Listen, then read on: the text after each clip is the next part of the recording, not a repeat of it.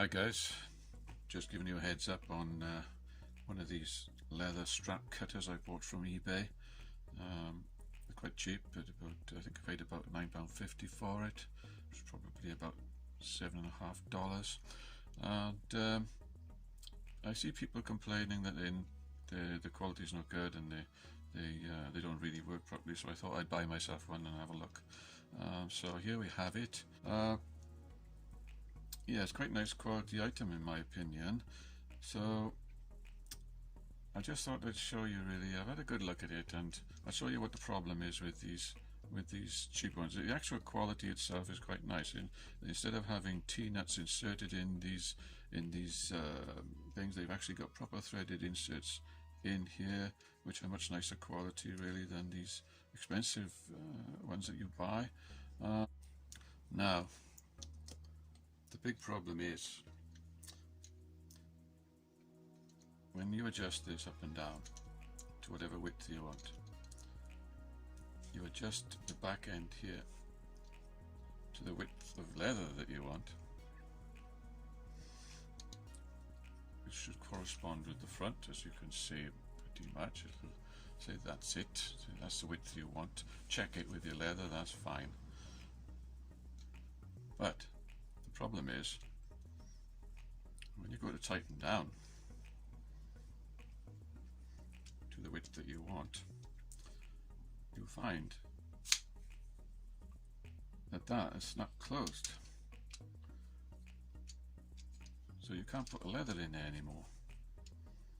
So I've had a look at this, and the reason for this is quite simple really. Just take this back here. Now the reason why these are coming together when I'm tightening this down is fairly simple.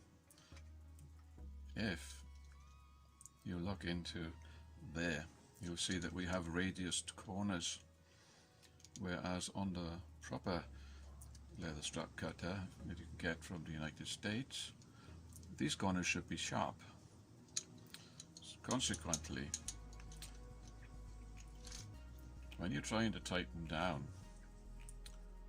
your wood is going around this radius and squeezing itself together as you tighten. So we've got two options here really. One option is to square off at least these two bottom radiuses. The other option would be to put a chamfer on each one of these corners so that it just misses the radius as it's tightening down.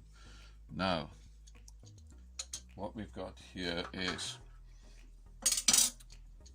something we need to bear in mind, that when these are tightened down, the angle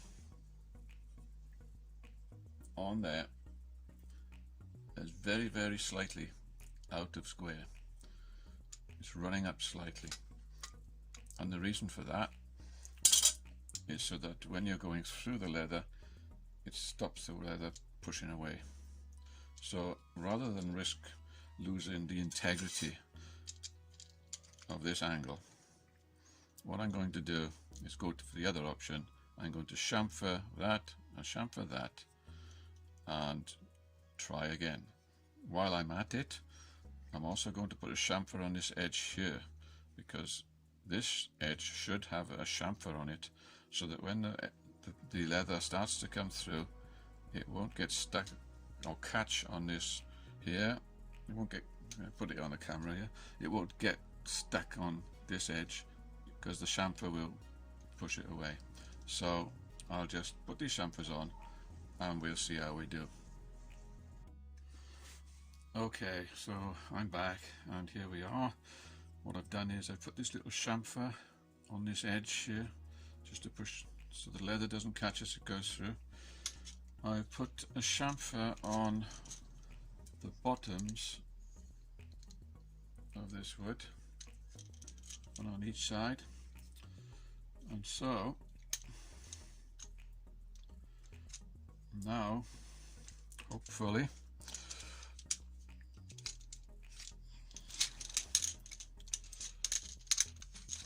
more like it. Right, so now I'll just adjust this to the width of my leather. I'll just adjust this to the width of my leather, which is around about there. That'll be fine. Don't want it too sloppy. And now I'll put my leather sample in here. So this will give me more or less a parallel line here.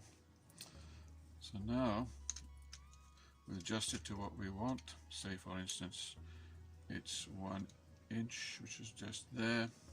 If I wanted a 1 inch strap.